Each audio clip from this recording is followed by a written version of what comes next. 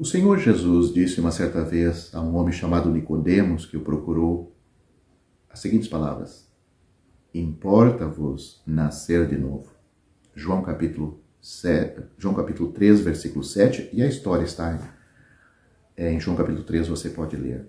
O Senhor mesmo nos apresenta esse indispensável novo nascimento no princípio de seus ensinamentos. Não é uma obra exterior ao crente como a justificação, mas sim uma operação interior imperativa no princípio da vida cristã. Veremos mais adiante outras operações interiores, como a vivificação ou o dom do Espírito Santo, tratado em outros vídeos. Várias expressões são empregadas pelo Senhor para evocar o novo nascimento. Ele fala de nascer de novo, de nascer da água e do Espírito, e de nascer do Espírito. Os apóstolos Pedro e João, os quais seguramente haviam sido ensinados por boca do Senhor sobre este assunto, acrescentam outros complementos em suas epístolas. Pedro fala de regeneração mediante a palavra de Deus e João de nascer de Deus. Antes de considerar estas diferentes expressões, veremos por que este novo nascimento é indispensável e analisaremos as alusões que a esse respeito são feitas até no Antigo Testamento. Nicodemos fazia parte daqueles que estavam convencidos de que Jesus era o mestre vindo da parte de Deus, enquanto alguns se contentavam em crer superficialmente. Ele deu um passo a mais e manifestou sua inquietação ao procurar informar-se pessoalmente, indagando pelos ensinamentos do Senhor, ensinamentos que nós temos em João capítulo 2, versículos 23 a 25, e também aí no capítulo 3, o versículo 1 e 2. Nicodemos era um dos principais dos judeus, um mestre em Israel. Não obstante, apesar de suas qualidades, de seus títulos e de pertencer à nação mais favorecida, teve de ouvir essa instrução do Senhor. Se alguém não nascer de novo, não pode ver o reino de Deus. A expressão grega traduzida por nascer de novo, que temos aí em João capítulo 3, versículo 3, pode ser também traduzida por nascer das alturas. Leia João capítulo 3, versículo 31, ou desde sua origem. Também temos em Lucas capítulo 1, versículo 3. A resposta de Nicodemos mostra, contudo, que ele tinha captado só o primeiro desses sentidos. Ele tinha necessidade de um nascimento que fosse inteiramente novo em sua origem, pois nada mais que isto podia ser satisfatório. Apesar das vantagens de sua ascendência e de sua pessoa, Nicodemos não podia satisfazer a Deus por si mesmo. Ao afirmar que só o novo nascimento é suficiente, o Senhor condena o estado natural do homem. A natureza de Adão foi corrompida por seu pecado e toda a humanidade, gerações após gerações, tem recebido esta natureza decaída. A cegueira espiritual é uma das formas desta corrupção. Somos incapazes de ver as realidades espirituais e, em particular, o reino de Deus. Quando Jesus estava na terra, este reino estava presente na pessoa do rei, mas os homens não puderam reconhecer isto, nem poderiam, pois não tinham um novo nascimento. Nicodemos só tinha visto em Jesus um mestre, tinha necessidade de nascer de novo para reconhecê-lo verdadeiramente como Filho de Deus. E os homens de nossa época continuam vendo Jesus apenas como um mestre religioso.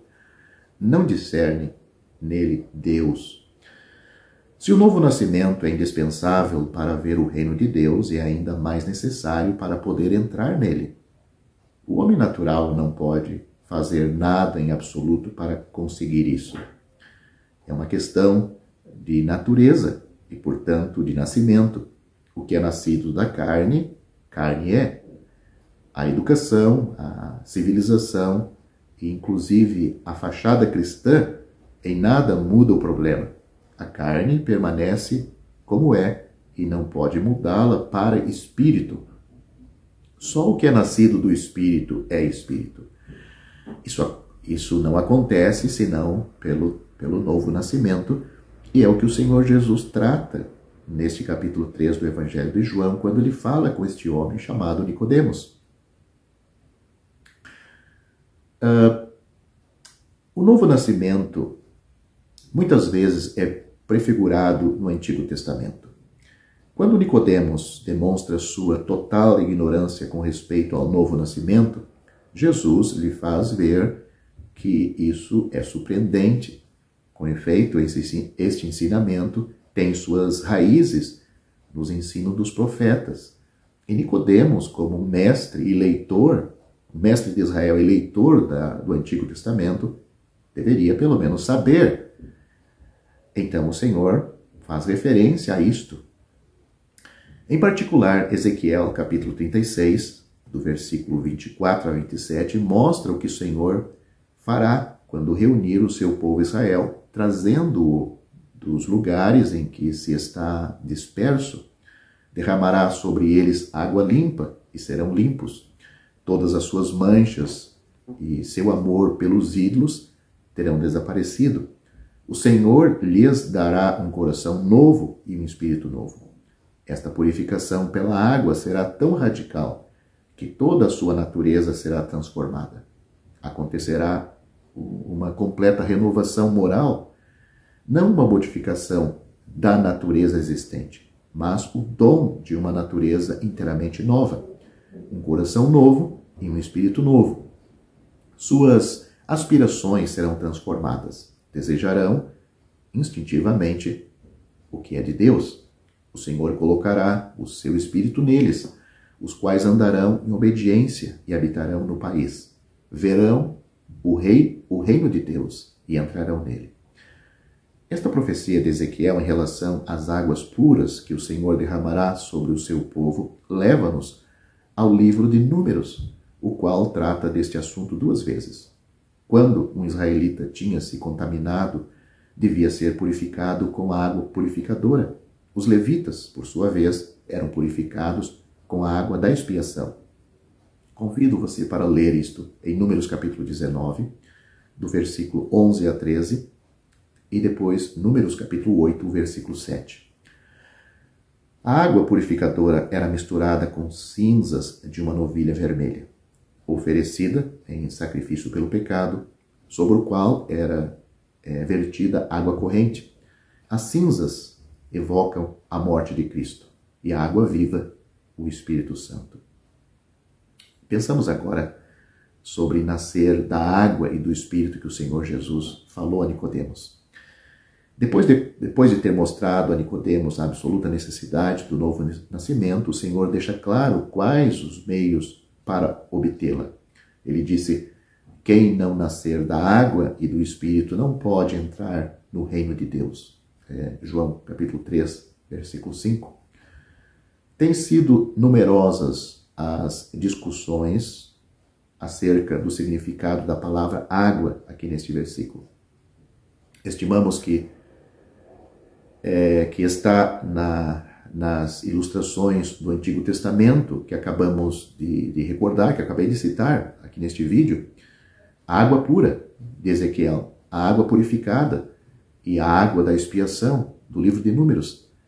Estas nos falam da morte de Cristo, não do seu valor para Deus, mas da sua ação sobre o homem. É, portanto, a palavra de Deus que apresenta para a alma a morte de Cristo como seu poder separador e purificador.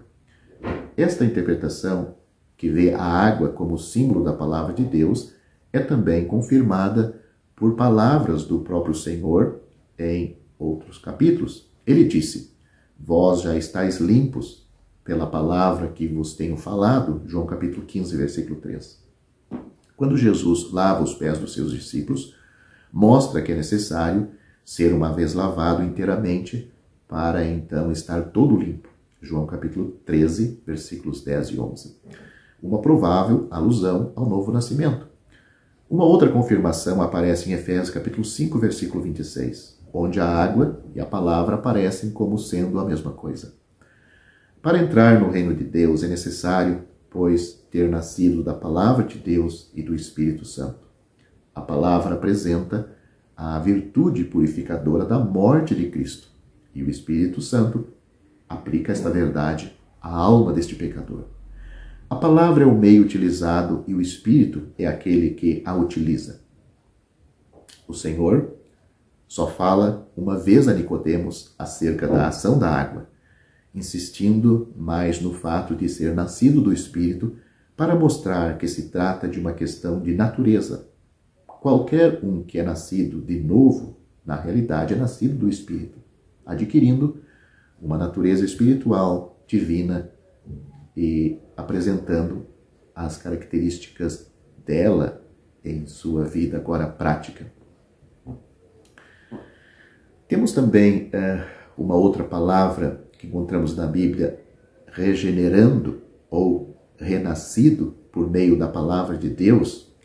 O apóstolo Pedro insiste na ação da palavra. Ele diz, tendo purificado as vossas almas pela vossa obediência à verdade, pois fostes regenerados, não de semente corruptível, mas de incorruptível, mediante a palavra de Deus, a qual vive e é permanente. 1 João capítulo 1, os versículos 22 e 23. Visto que nos cabe a obediência, temos nossa responsabilidade implícita em tal purificação. Contudo, esta última não depende das nossas capacidades, realizando-se do que nós podemos realizar, isto sim, mediante a operação da palavra de Deus em nós. Esta semente incorruptível que nos comunica uma natureza divina. O precioso sangue de Cristo nos tem resgatado, é o que o apóstolo Pedro diz na sua primeira epístola, capítulo 1, versículos 18 e 19. É uma ação operada por Deus exterior a nós. Por outro lado, a palavra opera em nós a palavra operou em nós e nos purificou. Ela nos comunicou a natureza divina, caracterizada por sua vez pela vida, pela eternidade, pela incorruptibilidade. O novo nascimento é necessário por causa de nossa natureza corrompida. Não era suficiente que uma obra fosse feita a nosso favor, como no caso da justificação e da reconciliação, que é algo que foi realizado fora de nós e, claro, aplicado em nós. Era necessário, nada menos, que uma obra de purificação moral, uma regeneração com respeito ao nosso estado de corrupção e o dom de uma nova natureza que brotasse de uma fonte incorruptível e divina. Isso era necessário em nós, dentro de nós. Como descendentes de Adão, somos nascidos de uma semente corruptível e de fato corrompida. Agora, como filhos de Deus, somos nascidos de novo, regenerados por uma semente incorruptível, a viva e permanente palavra de Deus. Encontramos na epístola a Tito a expressão o lavar regenerador, Tito capítulo 3, versículo 5. O vocábulo traduzido por regenerador encontra-se 2 vezes no Novo Testamento. Isto está em Mateus capítulo 19, versículo 28, e também em Tito, capítulo 3, versículo 5, e evoca uma nova ordem de coisas, como a do milênio, aonde faz referência o Senhor Jesus em Mateus capítulo 19. O lavar regenerador corresponde ao novo nascimento e recorda a água pura da passagem de Ezequiel. Ademais, está associada à ação do Espírito, já que se acrescenta a expressão e renovador do Espírito Santo, Tito capítulo 3, versículo 5. Não é necessário esperar a regeneração, a saber, no milênio, a fim de aproveitar o lavar necessário para entrar no reino. Este lavar já havia alcançado individualmente os habitantes de Creta, para onde Paulo escreve a Tito, onde ele está, que tinha voltado para o Senhor, que estavam purificados e podiam viver sensata, justa e piedosamente. Tito capítulo 2, versículo 12. É assim também que nós, que já somos regenerados pela palavra de Deus, podemos aproveitar este lavar. Na sua primeira epístola, o apóstolo João sempre volta aos princípios essenciais. Ele afirma: todo aquele que é nascido de Deus não vive na prática de pecado, pois o que permanece nele é a divina semente. Ora, esse não pode viver pecando, porque é nascido de Deus. 1 João capítulo 3, versículo 9. Aqui não é mencionado nem o meio empregado, ou seja, a palavra de Deus, nem o agente, que é o Espírito Santo, que efetua a obra na alma. A atenção que João faz recair inteiramente sobre o próprio Deus como fonte de tudo. Visto que somos nascidos de Deus, participamos de sua natureza, isenta de pecado, a qual habita em nós. Aquele que é nascido de novo é apresentado como incapaz de viver na prática do pecado, simplesmente porque é nascido de Deus. O apóstolo João considera o crente de maneira abstrata, ao evidenciar o caráter essencial da nova natureza. Pode falar assim, visto que realmente seremos sem pecado quando Deus tiver acabado a sua obra em nós. A última característica de nossa natureza decaída terá desaparecido quando os nossos corpos forem glorificados. Isto vai acontecer no arrebatamento, quando o Senhor Jesus vier para levar o seu povo para o céu. Mas o apóstolo João também considera o crente a partir do ponto de vista prático, insistindo sobre o fato de que temos o pecado, a natureza em nós, e que efetivamente pecamos. Leia 1 João capítulo 1, versículo 8, e também o capítulo 2, versículo 2. Esta apresentação mais prática é naturalmente muito necessária, mas o ponto de vista abstrato não o é menos. Ele permite estender os princípios divinos, e em particular o fato de que a nova natureza em nós não pode pecar de forma alguma. Esta natureza não é somente sem pecado, ela também compreende características mais positivas. Ela é justa, amante e obediente. Distingue-se pela fé e pela vitória sobre o mundo. Isso você pode conferir nos escritos de João, do apóstolo João, em 1 João capítulo 2, versículo 29, capítulo 3, versículo 10 e 11, e no capítulo 5, versículo 1 e 4. Bem, o novo nascimento e a fé é algo que nós devemos considerar. Como o novo nascimento é uma operação divina, qual é a responsabilidade do homem nesta operação? Esta difícil questão tem com frequência sido debatida. Trata-se concretamente de conciliar em nossos espíritos a soberania de Deus e a responsabilidade do homem. Não é o raciocínio que nos ajudará a fazer isto, mas a submissão à palavra de Deus. Várias vezes a palavra declara simultaneamente que Deus é soberano e o homem responsável. Devemos simplesmente aceitar estas duas afirmações sem ser conturbados pelo fato de não chegarmos a fazer uma perfeita síntese delas. Da mesma maneira, não conseguimos explicar que o Senhor Jesus seja ao mesmo tempo perfeitamente Deus e homem. E isto não chega a inquietar-nos excessivamente. Se considerarmos o lado divino das coisas, o novo nascimento é o resultado da soberana operação de Deus em nós. Estávamos num estado de morte espiritual. Por isso, não haveria nenhuma esperança para nós se Deus não tivesse empreendido a obra. Na história da salvação, Deus é quem começa a operar e não o homem. Na sua soberania, sabedoria e presciência, Ele tomou a iniciativa por cada um de nós. O seu Espírito Santo começou a operar em nossos corações, como também ocorreu na criação quando Ele pairava sobre as águas. Esta primeira ação divina no homem ainda não é o novo nascimento, que é algo maior e completo. O Espírito deve continuar operando e purificando, mas esta operação do Espírito não pode ser entendida pela inteligência humana. É como o vento, o qual não podemos agarrar com a mão. Temos isso em João capítulo 3, versículo 8.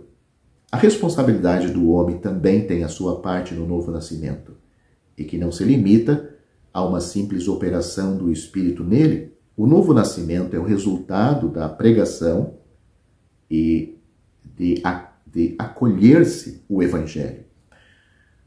Fostes regenerados mediante a palavra de Deus, a qual vive e é permanente. Ora, esta é a palavra que vos foi evangelizada, disse o apóstolo Pedro, em 1 Pedro capítulo 1, versículos 23 a 25. O Evangelho é apresentado ao homem, tidos como responsáveis pela faculdade de escolher, convidando-os a crer e a se arrepender, ou se arrepender e crer. Depois de ter mostrado a Nicodemos que lhe era necessário nascer de novo, o Senhor leva-o ao terreno da responsabilidade. Fala-lhe da necessidade de receber seu testemunho, a saber, de crer. Como crereis se vos falar das coisas celestiais? João capítulo 3, versículo 12. Aceitará o homem a revelação divina? Esta é a pergunta do Senhor Jesus. Eis aqui a verdadeira pergunta com imensas consequências, pois todo o que nele crê tem a vida eterna. O Senhor Jesus afirmou isto em João capítulo 3, versículo 16. De modo que o novo nascimento está diretamente associado à fé. Todo aquele que crê que Jesus é o Cristo é nascido de Deus. Mas todo aquele que crê que Jesus Cristo é nascido de Deus ama ao que o gerou, disse o apóstolo João na sua primeira epístola, capítulo 5, versículo 1. Por meio do novo nascimento, por meio do nascimento natural, uma criança vem ao mundo e vive. Igualmente, por meio do novo nascimento, vem a ser filho de Deus e passa a possuir a vida eterna. Com efeito, a palavra declara: mas a todos quantos o receberam, a Cristo, a Deus, Deus deu-lhes o poder de serem feitos filhos de Deus, a saber, aos que creem no seu nome, os quais nasceram de Deus. João capítulo 1, você pode ler o versículo completo nos versículos 12 e 13. Desta maneira, aqueles que creem são filhos de Deus. É um novo estado. E é também um título de nobreza que Deus lhe dá, a saber, o direito de resplandecer, serem filhos de Deus. Quantas bênçãos, presentes e futuras, procedem do novo nascimento? O Espírito testifica com o nosso espírito este fato. Romanos capítulo 8, versículo 16, que somos filhos de Deus, que nos permite usufruir desde agora estas bênçãos. Como o amor de Deus é base de tudo, o apóstolo João exclama, e cada um de nós pode fazer o mesmo. Vede que grande amor nos tem concedido o Pai, ao ponto de sermos chamados filhos de Deus. João capítulo 1 João capítulo 3, versículo 1. O Senhor Jesus Cristo disse a Nicodemos: porque Deus amou o mundo de tal maneira que deu o seu Filho unigênito, para que todo aquele que nele crê não pereça, mas tenha a vida eterna. Aí está a responsabilidade. Vemos a ação de Deus, o amor de Deus em dar o seu Filho, mas temos a responsabilidade do homem em crer. Porque Deus enviou o seu Filho ao mundo não para que condenasse o mundo, mas para que o mundo fosse salvo por ele. Quem crê nele não é condenado. Mas quem não crê já está condenado, porquanto não crê no nome do unigênito Filho de Deus. E a condenação é esta, que a luz veio ao mundo, e os homens amaram mais as trevas do que a luz, porque as suas obras eram más. Porque todo aquele que faz o mal odeia a luz e não vem para a luz, para que as suas obras não sejam reprovadas. Mas quem pratica a verdade vem para a luz, a fim de que as suas obras sejam manifestas, porque são feitas em Deus. João capítulo 3, do versículo 16 ao 21. Faço uma pergunta. Você já nasceu de novo? Você já tem esta nova vida? Se não tem, você pode ter hoje. Ser salvo pela graça de Deus. Porque pela graça sois salvos por meio da fé. Isto não vem de vós, é um dom de Deus. Não vem das obras, para que ninguém se glorie. Efésios capítulo 2, versículos 8 e 9.